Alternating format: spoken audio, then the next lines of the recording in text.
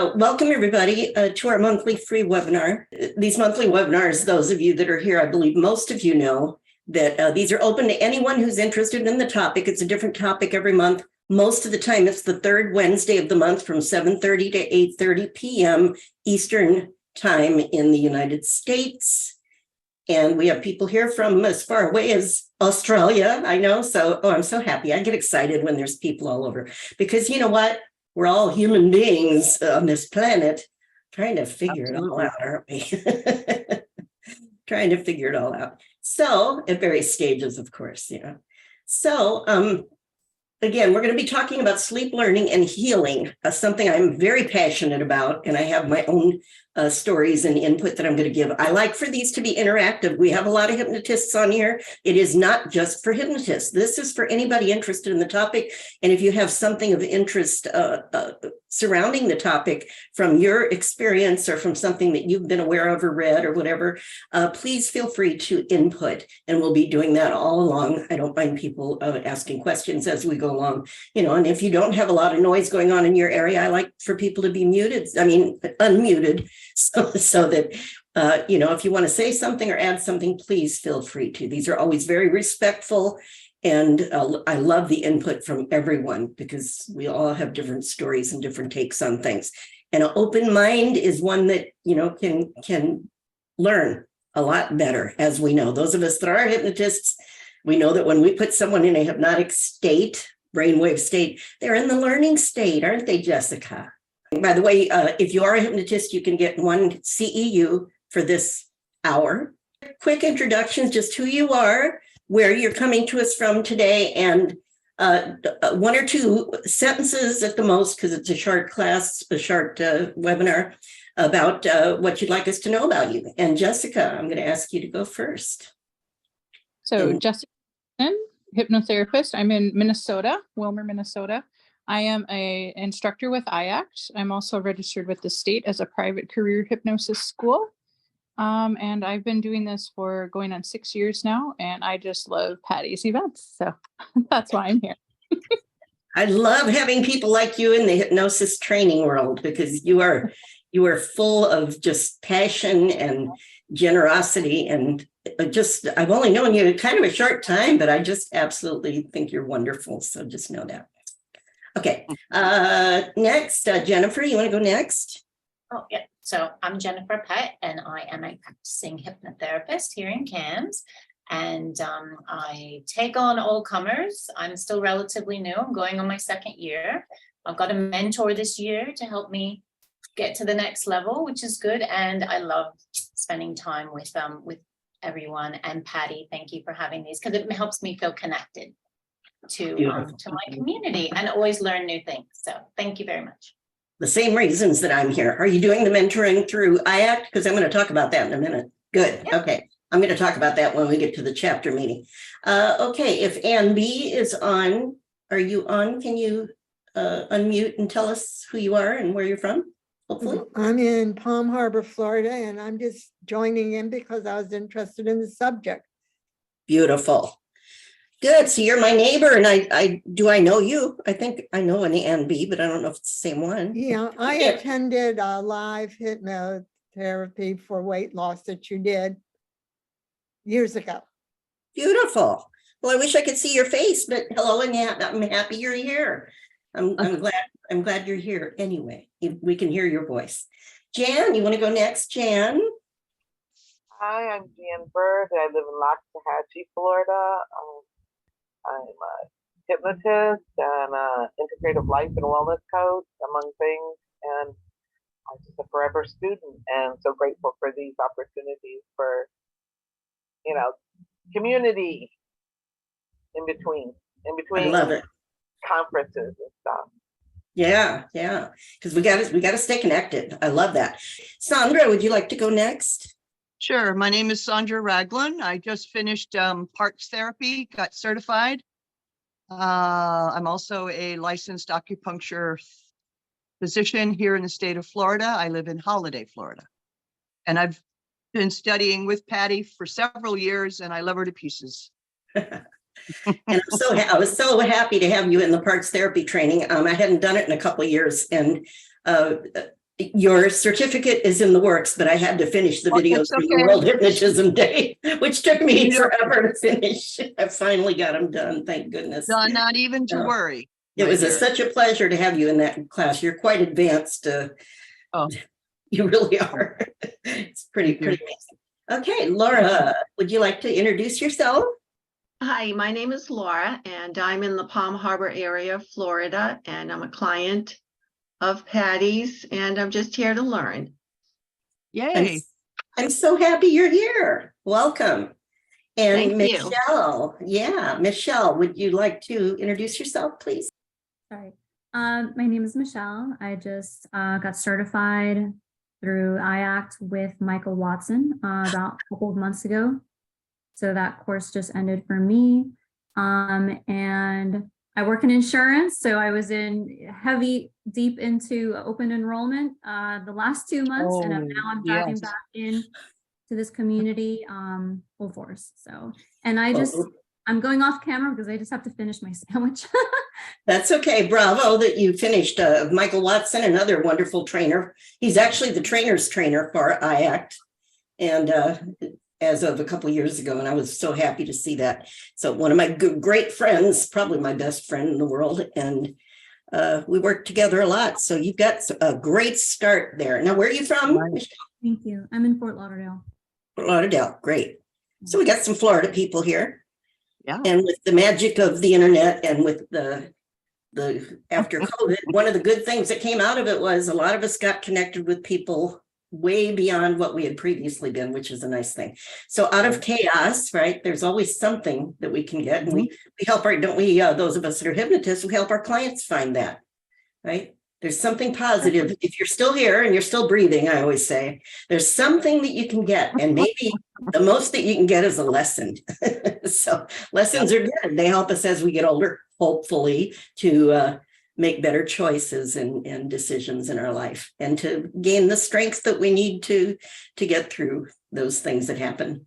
So let's we have a short chapter meeting because this is also considered, like I said, an IACT, which is International Association of Counselors and Therapists, and HEA, which is the Hypnosis Education Association. That is a not-for-profit Florida-based group, but now we have people all over the world that are members of that group as well.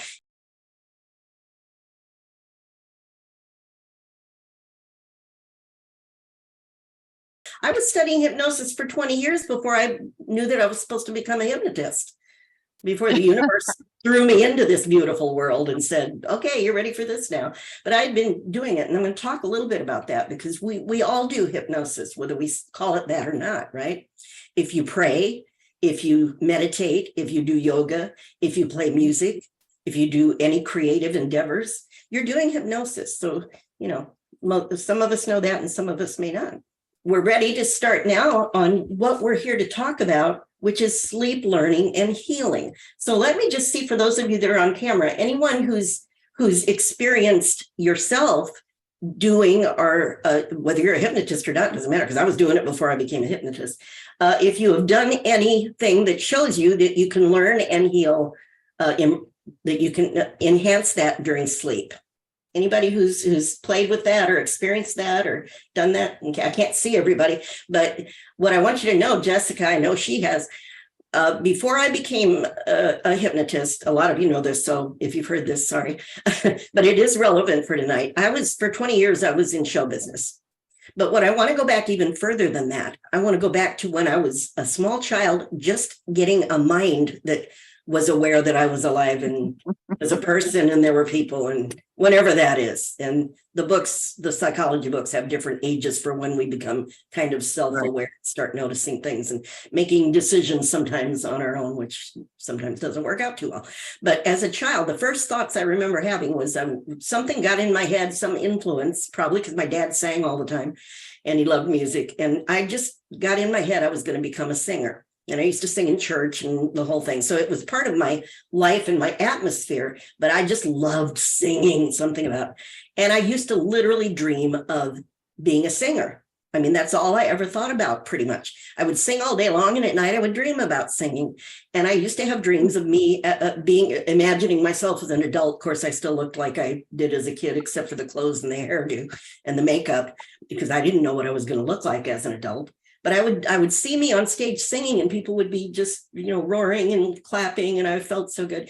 And they were very emotional dreams. And I was told many times by my family, and we were very poor. We had like 6 people in a small 4-room house in a small town.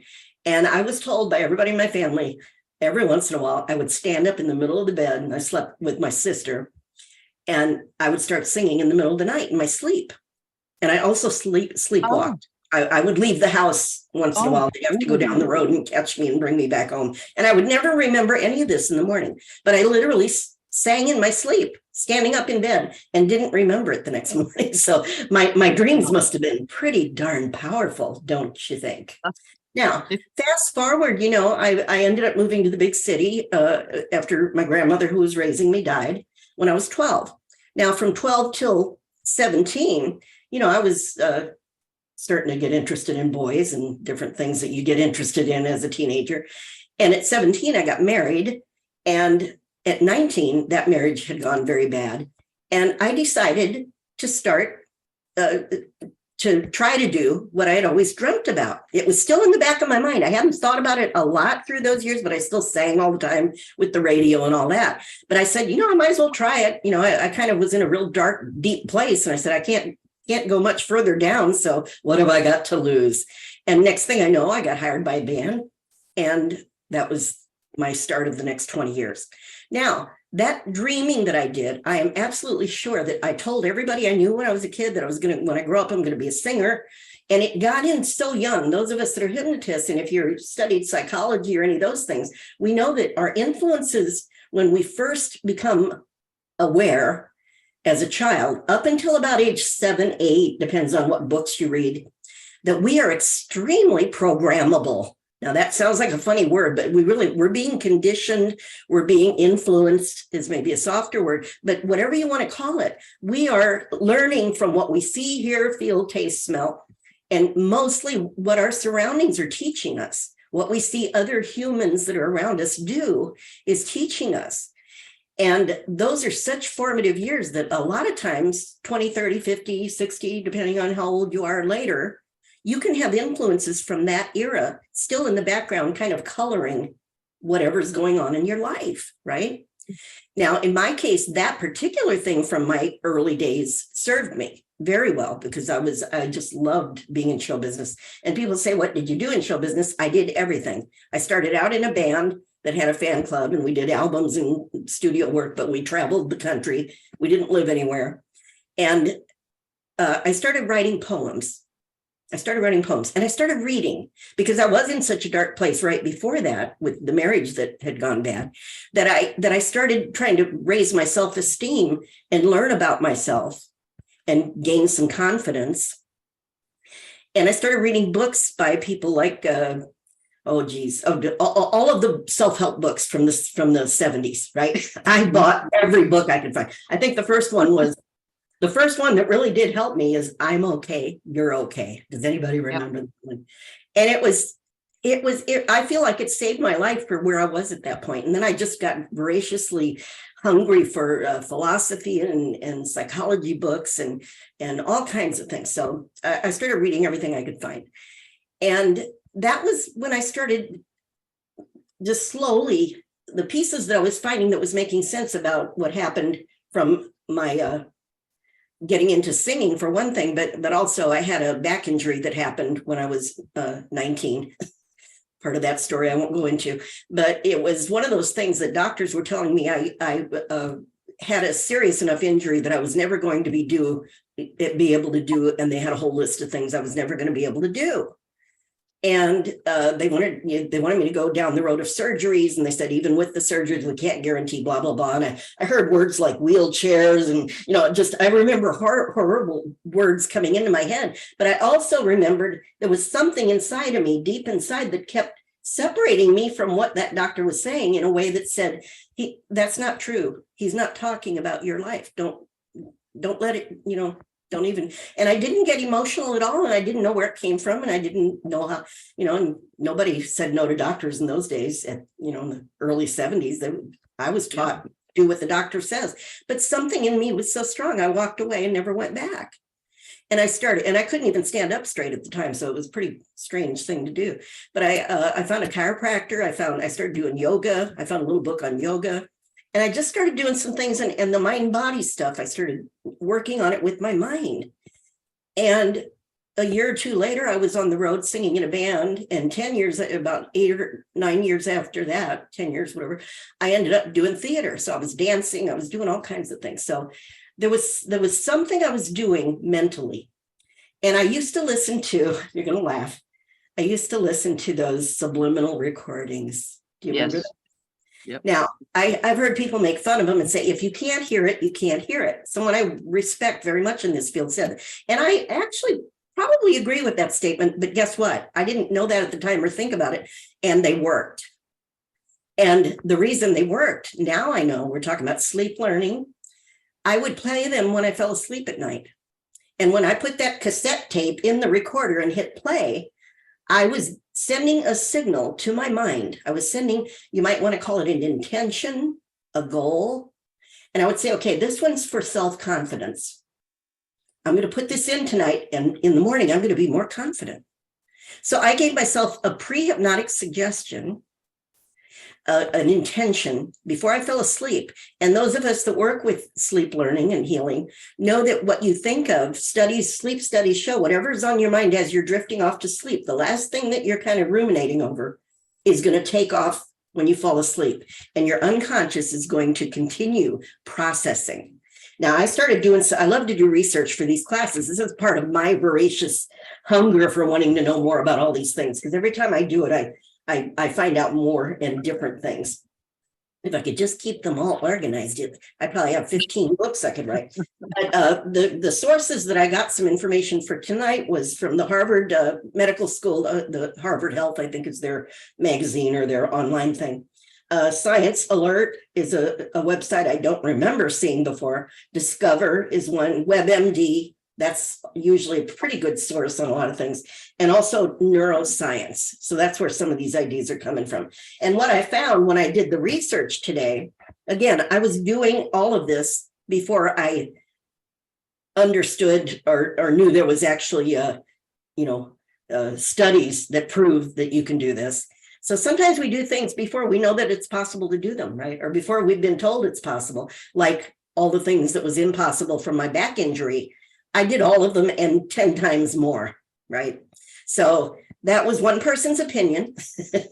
And I have learned through the years, since my name of my company is Up Hypnosis, the Up stands for Unlimited Possibilities. I love to live in a world where if someone's telling me something is absolute, I kind of set it aside a little bit and I go, you might be 100% right. I don't know yet, but I'm going to stay open just in case you're not necessarily 100% accurate on that. And especially if it's something that sounds limiting about me, my life, what's possible for me. And that's the way I have been, thankfully, enough to be curious. Sometimes curiosity can help you to find a lot of solutions for things. And so all of the things I did in show business and all the reading I did led me to hypnosis and neurolinguistics. And those were the two things that I honed in on that more than anything else incorporated the meditation, transcendental meditation, and all of the other things I was learning were all kind of encapsulated and more powerfully processing in the world of hypnosis and NLP. And that's how I ended up where I am today. So in the research that I was doing today, it was really interesting to me because the thing that it said that all of these studies now that they have, that they probably didn't even have in the 70s, talk about sleep learning and sleep healing. And they've got many, many studies that show the key thing that I heard them saying was that before the group in those control group or whatever it was went to sleep, they gave them an intention. Now, I don't know if they called it intention, but there was a goal. There was something for their body to do while they were sleeping or something for their brain to do if it was sleep learning. So when I read that, I said, well, yeah, that's what I did. And I remember going to a conference in California many years ago, probably within the first 2-3 years that I was a hypnotist. And there was a lady there that was so cool. What I remember about her is there was a stage and she was up on the stage and she had this flowing outfit on. And her talk was going to be about sleep, learning in your sleep or doing things while you sleep, achieving goals, letting sleep help you achieve goals. And all I remember, she was like a little angel floating back and forth across the stage the whole time she was giving her seminar. It was just that I still have that image in my head of her. And that's what she seemed like, because we make the meaning inside of our senses, turn it into something. And that's just what I remember. I probably wouldn't recognize her on the street, but I have this image of this little angel. And she said that what she tells her clients to do is to write down on a piece of paper what the goal that you're working on, your intention, and to stick it under your pillow when you go to sleep at night. And then when you go to sleep and you wake up, you're going to find tomorrow that you're much more proactive and able to achieve that goal much more easily and efficiently. So with what we know, you know what's going on, don't you, Jessica? A lot of you do. All of you that do hypnosis, what they were doing was setting that intention. It's the same thing I was doing when I would put that subliminal recording in the tape player, right?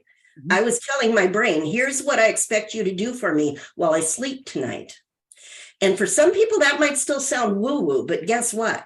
There's enough studies now that we can even convince someone who's more science-oriented that has to have the proof. I never needed it, but a lot of people want some kind of proof that someone else did it first. Like breaking the home run record that stood for decades. And then when one person did it, finally everybody said, oh, it really is possible. And then a whole bunch of people did it. I don't want to wait for a bunch of other people to solve what my issues are before I'm willing to work on them. So some of you know that I've improved my eyesight with hypnosis. I didn't just improve it. I stopped wearing glasses. Now it's almost 21 years ago. It'll be 21 years pretty soon here. And I wore glasses and I had to wear glasses and then I got stronger glasses and I hated wearing glasses. So I started working on it with my mind. And one of the things I did was at sleep. I mean, I made it a project. And during my waking hours, whenever I associated with my glasses that I was wearing, I would change my attitude and talk to myself, because we do it all the time. And I set that intention that my mind and my body were going to get together and figure out if my eyesight could get stronger. I didn't know if it was possible. I didn't care. I just knew that it couldn't hurt. And I wanted to see what would happen. So I started doing it in the daytime, but then at night before I'd fall asleep, I'd say, go to work. That was my extravagant hypnotic induction and suggestion to myself. Go to work, right? Your mind knows what you mean. You don't have to have the perfect exact words. All you have to do is trust. Boy, that's a big one sometimes, isn't it? I didn't know. I had heard someone else, had fixed their eyesight with hypnosis. That's all I knew. I didn't know how they did it or what they did. So I just said, my mind and body, figure it out. I can't do it on a conscious level. On a conscious level, I've changed my attitude. I'm not grunting every time I put my glasses on. I'm frowning and getting irritated. I'm smiling and saying, getting stronger every day. And I'd put my glasses on. But at nighttime, that is such a beautiful time. And we know that the body naturally heals at night anyway, right? So if any of you ever have to have some kind of issue going on in your body, even if it's just a head cold or a little mild headache or something before you go to sleep, I encourage you to trust yourself, trust the miraculous design that is us, that is all of us. And just give it a chance. My attitude is always, it can't hurt. And hey, most of the time it blows my top of my head off and shows me what's possible beyond my wildest imagination. So be brave and trust the design and that your body can do this. I had a long conversation. Some of you know Art Emmerich. He was one of our presenters for the World Hypnotism Day every year. Actually, this was our 19th year, and he's been there every year. And of course, he was there again this year. And he just became the vice president, I talked him into it, of HEA, of the Hypnosis Education Association. He's such a beautiful man.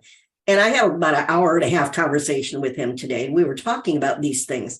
And he's working on some things with medical hypnosis. So he's going to be coming in on some of my classes, and I'm going to be working with him a little bit on developing some of these ideas. And he talked about how you can talk to every cell in the body. And as we were talking, and he was talking about some of these ideas he had, that I said, yeah, that's the same direction I was going. I had a little different way of describing it maybe, but we're coming to the same realizations. And he's been working a lot with cancer patients. I have also worked with stroke and cancer patients. And he's realizing that he can get them to talk to their selves before they go to sleep at night. And during hypnosis, of course, which is a light alpha beginning stage of sleep, is that same suggestible time when your mind can still work and you can give yourself ideas. I'm a big believer in, before you go to sleep, having some kind of an affirmation or a list of affirmations, or maybe some people like to write a gratitude journal, write some things that you're grateful for. If people aren't into writing, I say, you know what? You can just, as you're laying there, when you close your eyes or before, you can start reviewing everything that went right that day. Mm-hmm. And it's like getting a duster out and get rid of the cobwebs, get rid of all that debris of the stuff that wasn't what you wanted, and allows you to clear first, and then fill the mind as you start drifting off to sleep with things that you're grateful for, with goals that you have. You can do a little mini rehearsal, take yourself out into the future, having achieved that goal, and let your dreams start. You can guide your dreams, if you've ever studied dream work or lucid dreaming or any of that stuff. You can, I found this out accidentally, but it's fun to see that other people do it, and that there's research about it.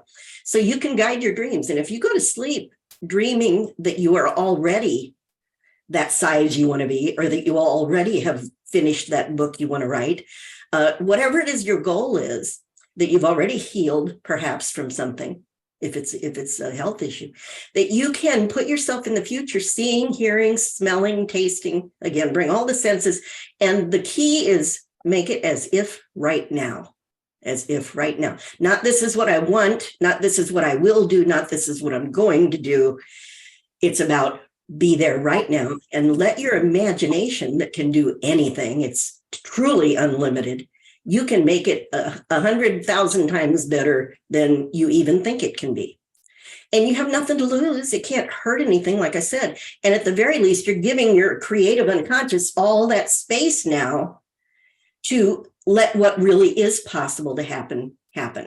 And I see it all the time. It's usually a lot more than most people believe is possible. I've done it, like I said, for myself. And at this point, this goes so fast.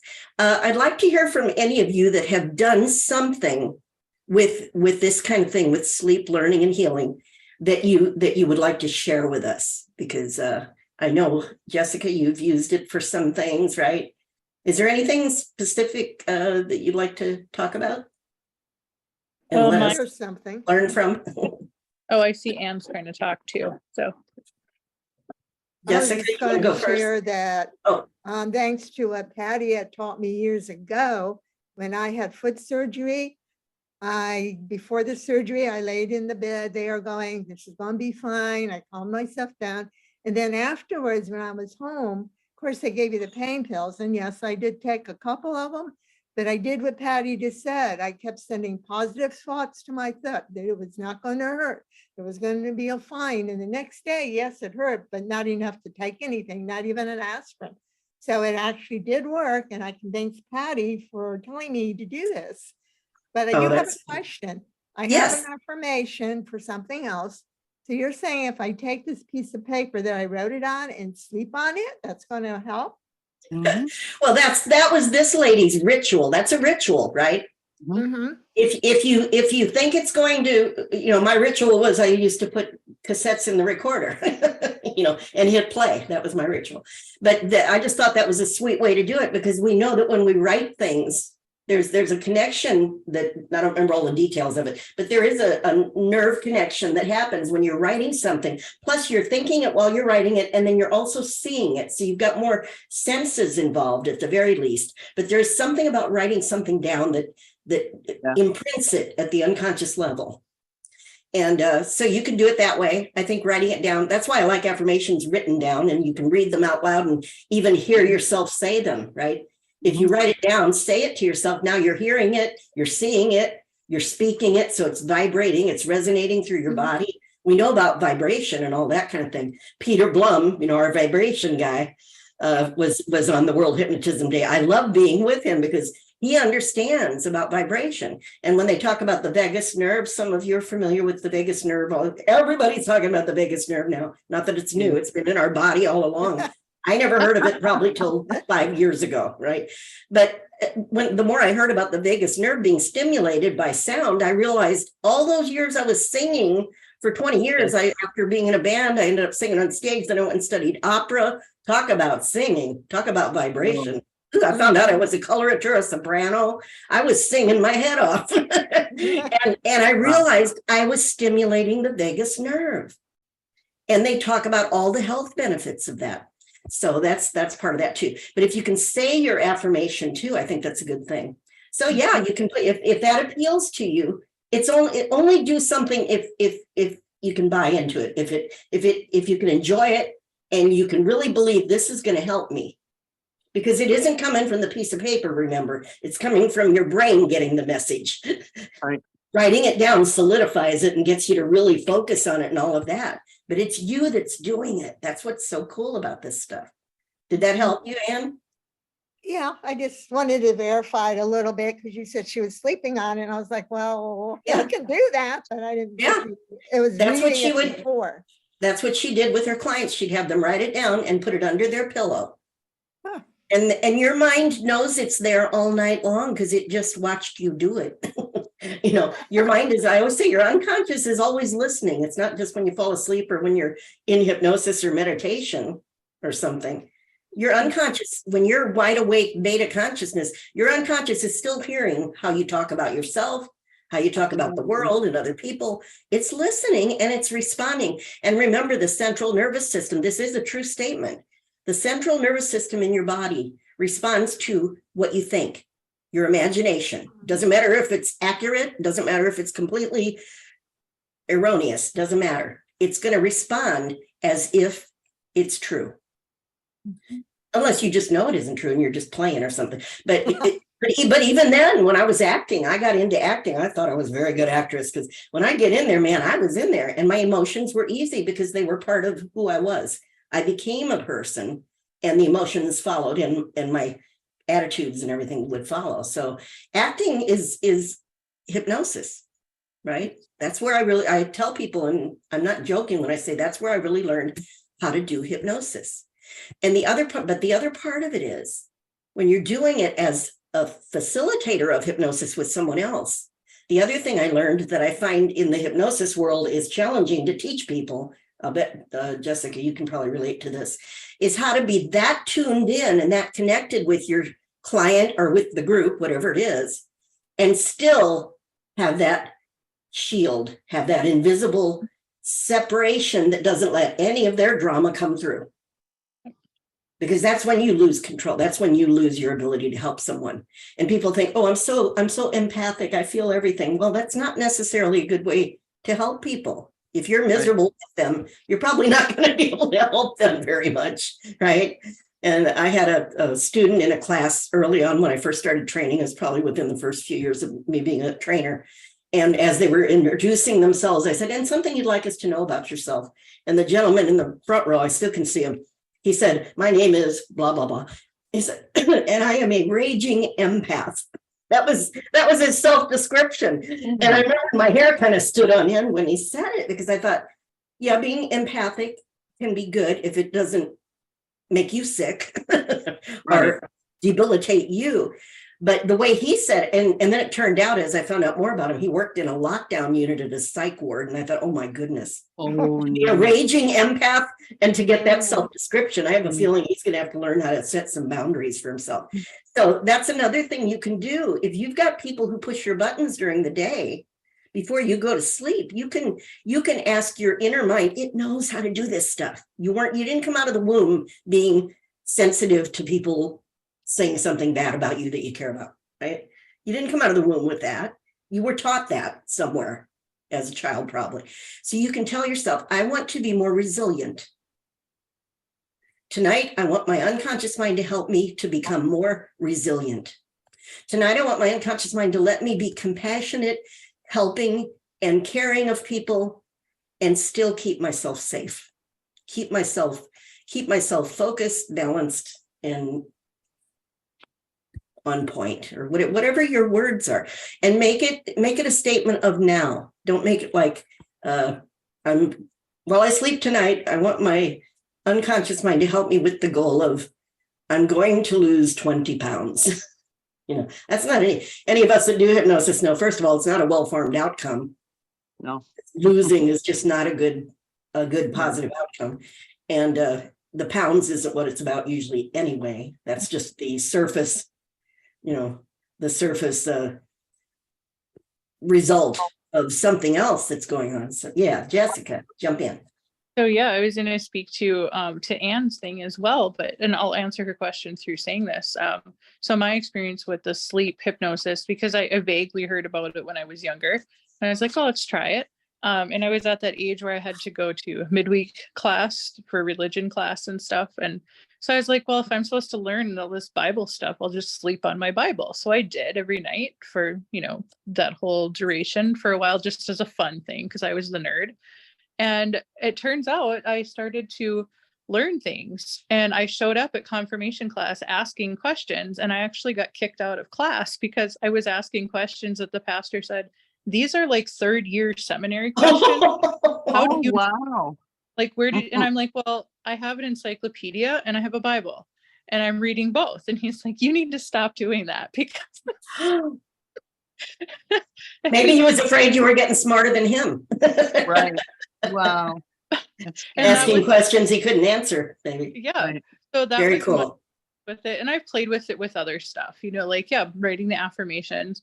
One thing I do have my clients do once in a while, especially if it's like ego strengthening, I will have them write their word for them and then put it in their shoes, like when they put their socks on, and then put it in their shoes and just walk on that word all day. Nice. I like that. Or like if it's acceptable to them, like take a Sharpie marker and just write it on the insole of their shoe as well. Again, you're walking that. If it's strength, if you need the strength, then why not just walk on it? Nice. And again, the mind knows as you're putting that there, it plants that seed in the brain so that while you're busy about your day, it's still in the background, knows that's there, knows that intention, walks with you. I love that. And to Anne's other thing of like, well, does it work? Well, yeah, it's belief. Hypnosis is belief and expectation, right? So you're setting your own belief and your own expectation. If that's under my pillow, I'm going to learn it. Yeah. And yeah. Yeah. And then even if you don't fully believe it yet, it'll still kick in. If you just get, like I say, you got to get out of the way enough that you say, I think this might be possible. Let's do it. Let's do this and see what happens and watch for the evidence. And that's when your mind will surprise you, isn't it? Because I didn't know I could completely stop wearing glasses 20 years ago. I would have been happy just not to have to wear my glasses as much, right? Right. So some of the things that I was talking about, the science behind this, some of the things I found on those sources that I was talking about earlier. Thank you for that, Jessica. Thank you. Was because I meant to bring this up earlier, so I want to get it in. While you're sleeping, your brain, the activity in your brain, it does what they call pairing, conditioning, and association. And the things that they're talking about, that it's doing those things and pairing up ideas. So that's why if you're thinking a thought as you go to sleep, it starts to access other things about your life or your day or your intentions, things you've been thinking about or reading or watching on TV or the internet or whatever. It starts to associate things with whatever you were thinking of when you go to sleep. And that's what creates some of our dreams, and it starts accessing different resource states within us. But the things it says you can improve through the studies they've done is language skills. And I had a thing I was planning to do at some point, pretty quickly, hopefully, is I want to learn Spanish. I'd started a couple times in my life, but didn't have anyone to practice with, and I gave it up. But I'm thinking of maybe getting one or two other people that want to make a project out of it and start doing maybe a 3-month project maybe on sleep learning a language. But what they talk about also, when I read that, I flashed back to a show that I learned in Gatlinburg, Tennessee. I got called in to do a show, and I had the lead part. The girl was leaving, And it was Sweet Fanny Adams Theater, if you've ever been to Gatlinburg. It's a really cool place. And they do these fast-paced British comedies. Now, I was never good with accents. And I realized when I read this, that's what I did, because I had recorded the whole show so I could listen to it in my sleep, because during the day I was learning new songs, original songs and dance steps and all kinds of things. The dialogue, it was written by the people that own the theater. So it was all original stuff. And didn't have time for a lot of it. So I recorded all of the lines for the show, and I would listen to the thing at night, and they all had the British accents from the previous girl that had my part. So I'd listen to her. And I realized when I read that, they were talking about learning accents, that you can get dialects and that you can learn languages faster. But I thought, I'll bet that's what happened, because I always wondered, how did I end up in 3 days able to do that British accent that I'd never done before? Plus, just learning the whole show while I slept. The other thing it says it's good for is music performance. So creativity, right? And that was one of the other separate things. It said creativity, but I would put that in the same category. And some of you have heard when I was in show business, when I was in the band, I said I started writing poems, which ended up being songs. And when I got to Nashville, I was working on in Nashville for a while. I started getting songs published and recorded. And Reba McEntire did one of my songs. Yay. My big claim to fame in songwriting. But I was writing songs with another lady, and I got stuck on a lyric that I couldn't come up with the line, and we had to get it into the publisher the next day. And I was so frustrated. Of course, you know what happens when you get frustrated, right? Your creative channel to your unconscious just closes down. So the more I tried, of course, the worse it was. But I knew that was the perfect line to finish this song. I was the lyricist.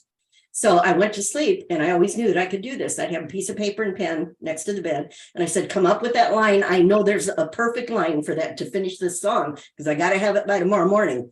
And sure enough, in the middle of the night, I woke up and there it was, and it just flowed, and it was beautiful. So you can do things like that in your sleep. And that's what they said: music performance, creativity, breaking a habit. They had some studies on people to quit smoking, that the sleep learning also was helping them with that. They did studies, and the ones that did the sleep learning, they quit for longer and all that. You can form a new healthy habit. That's the way I like to think of it. Instead of quitting a bad habit, just get a healthier one, right? To take care of that. And they talk about memory recall. So if somebody loses a earring, right, you can tell yourself before you go to sleep, ask your unconscious mind to recall, where did you put that earring, or where did you last notice that you had it, or something. Just like in hypnosis, forensics hypnosis, they get people to recall license plates, that they can't think of in their conscious mind because they were traumatized, or a face of somebody they saw that now they blocked it out consciously. So these are all things that our unconscious has stored, if it's there. Now, if it's not there and it wasn't aware of where you lost something, but if you put something somewhere and forgot where you put it, it definitely has that recorded, right? So for memory recall of something you actually experienced, you can use sleep learning. And when we're talking about healing, when I was talking to Art Emmerich earlier, and he was saying about talking to the cells in the body. And before you go to sleep, you can tell your body. I used to do this a couple of times in my life. I did this when I was recovering from something. And I would tell my body, while I sleep tonight, accelerate the healing. Please accelerate. And I used to do also that in our healthy body class for people who really did want to achieve a more fit body and get rid of some excess, pounds, that I would have them before they go to sleep, talking to their unconscious mind, telling it to get my metabolism moving at a more efficient level so that I can metabolize the food, I can increase my energy, all those kind of things. And one of my first teachers, my very first medical hypnotherapy teacher, Dr. Michael Preston in Arizona, he wrote Hypnosis, Medicine of the Mind. And he used to go to sleep every night. I remember him telling me this, and I thought it was so cool. He would go to sleep every night, and he was in his 70s when I studied with him. He would tell himself, tonight, while my body is rebuilding, the new cells are, coming in, however that happens. He was a doctor, so he knew that, but it doesn't matter if you know how it happens. He said, the new cells that are being created while I sleep, I want them to be created like those when I was 28 years old. And he would tell himself that every night before he went to sleep. And it was a rejuvenating thing. So thanks to his influence on me, great influence, I came up with an idea for the medical hypnotherapy back 30 years ago when I started hypnosis. When I first started working on this, I started the medical. And I came up with a thing called psychoneural regeneration. Because it sounded really good for my dissertation. But the other part of it is it makes sense because the neurology and the physiology are connected. And what I came up with was the whole idea of before you go to sleep, telling your body what you want it to do, telling your mind what you want it to do in your body, I guess is a little more accurate. And to have regeneration, just like Dr. Preston said, have the injury that I have on my ankle, it can be something like that, regenerate and create those healthy cells and heal, let your body heal faster and more efficiently. If you're taking medications, people on chemotherapy, it's been documented ever since I've been in the field of hypnosis and studying this stuff, from this standpoint, it's been documented for a long time that the mind can help to heal from cancer, that it can activate certain types of blood cells to fight the cancer. They've actually done studies where the mind can create more of the blood cell that it needs to fight off the cancer. So this isn't woo-woo. Like I said, it really is the mind-body connection, and we're just beginning to understand how powerful it is. So the sleep learning, sleep healing, you can accelerate healing. I used sleep learning and healing when the 2 times I had major operations when I was in my late 40s, I guess, no, early 40s. And in the hospital, I kept telling myself, about the medication, what I was starting to say about the cancer. You can have your body process any medications, any anesthesia, because back then I was still doing anesthesia. And that your body can process it safely and eliminate it from the body in the natural, safe way that it knows how to do that. And protecting the healthy cells with cancer, like the Simonton studies from the 1970s. Dr. Carl Simonton, some of you may be familiar with, he did this cancer studies where he had people imagine Pac-Man eating their cancerous tumors. And they were shrinking and some of them completely disappearing. And they were supposed to be less than 6 months to live. They're supposed to be totally inoperable and uncurable. So when they say inoperable or uncurable, that's just up to what they know right now, or what that particular person knows right now. And if we have a referral, which hopefully if you're a hypnotist, you always get a referral when you're working with medical issues, then we have been given permission to help that person tap into that unconscious power, that unconscious healing mind, the part of their mind, the unconscious, as we know that are hypnotists that study this, and if you're studied psychology or anything, the unconscious part of the mind, or if you call it subconscious, whatever, the part that's outside of our conscious awareness, is the part of us that is running everything in our body. We go to sleep, our conscious mind falls asleep, our unconscious is running the body. So it's been doing that before we got aware that we were a person, again, at whatever age that was, when we, were in the womb and out of the womb before we really had a mind to think very much yet. The unconscious was running the entire show, and it did it quite aptly. It did it very well. So sometimes we just got to ask for it with our conscious logical mind, have a little bit of faith, trust in the design, and get out of the way for a while and watch for the evidence that something is improving and celebrate those small improvements so that they turn into bigger improvements. So any comments, any questions, any stories, any examples? Yeah, Sandra. I used two things. I was a chemist in a nuclear power plant in 2-piece suits and heels, hard hat, walking from one location to a meeting. I would have my hand over my throat and be reciting Louise Hay. I am willing to change. I am willing to change. I am willing to change. I am willing to change.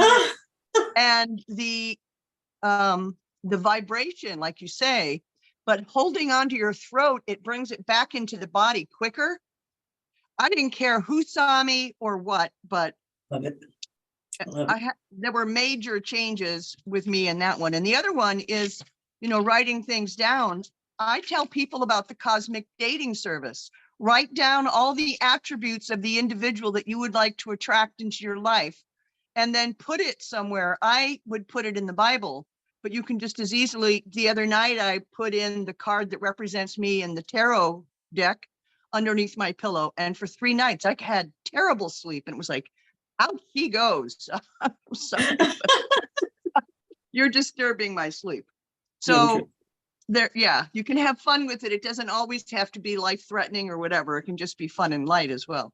Sure. Absolutely. Yeah, everything can be fun, can it? Well, not, not everything, I guess, but if it can, why not make it that way? Right, right. That's why I like to do, yeah, go ahead. Well, you know, I started out with like Silva Mind Control, and then there was Augie Mandillo. It was the rag picker. You had to wear this thing under your clothes for 40 days, and every night you had to recite this whole 30-page, read it over and over. Somebody's holding up a book there. What is that? We can't see it though. Oh, no, we can't see it. Mind Control. There it is. Silva, Jose. Yes. A lot of people seem to come into hypnosis from Jose Silva. Yeah. Anyway, because it's hypnosis. Yeah, it's all about communicating within ourselves, right? They used to call it, there was a lot of different names for it. In the parts therapy, we talk about all the voice dialogue and subpersonalities and all these different things. People have different names for things, but bottom line is we've got an amazing design. We've got an amazing mind-body connection that we can use much more efficiently and bring in everything that you know and that you have faith in. Bring it into your self intentions. Yeah, Jessica. So one other thing that came to mind talking about the sleep hypnosis was I had a client, their son is actually on the autism spectrum, but because of a different issue. And working with the parents and him, we got the bedwetting under control. But then working with the mom, I told her there's a process called the Goulding sleep process. It's been talked about at the conference and different things. So I just taught the mom affirmations, and I worked with her to create affirmations about the behavior changes for her son. And then mom would get up in the morning before her son got up, and she would just poke her head in the room and she would just gently whisper the affirmations, and changes were happening. And as they progressed, she would contact me and we would rewrite suggestions for her child. And it really changed the dynamic of how she was parenting her child after that. It was really fun to watch. Oh, that is so beautiful. So you're using her as a surrogate, and because we know that energy transfers, from us to others. We know that intention is what energy is. And back to what Sandra was talking about, one of these free webinars I did about a year or so ago was on the power of the science of the power of attraction. Because first I was going to call it the power of attraction until I started doing research. There is an amazing amount of science behind this. And it's all the same concept that you set an intention and you use all of your resources and senses and everything, write it down, say it, speak it, all these things. And it starts to literally what I theorize happens is I think of it like the antenna go up in your unconscious mind. It says, this is really important. He's putting all of the attention on this thing that they want, that they're intending to attract in that case. And so the antenna goes up and it filters out, because we know the conscious mind, can only take in so much stuff. So the unconscious goes, this is important now. So I'm gonna only detect in the environment those things that match up.